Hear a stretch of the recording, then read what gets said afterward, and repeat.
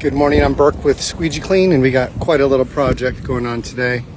So back here, we have cleaned windows from down here, across here, across here, across here, around the corner, in this whole building. So we have to use these special prism glasses here so that we can see straight up as we clean.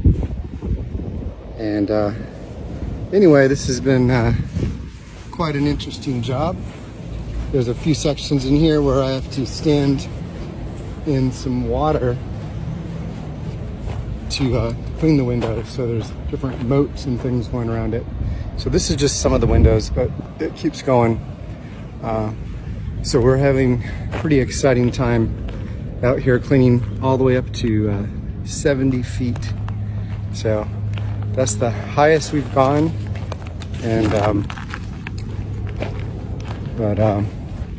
looking forward to new heights in 2022.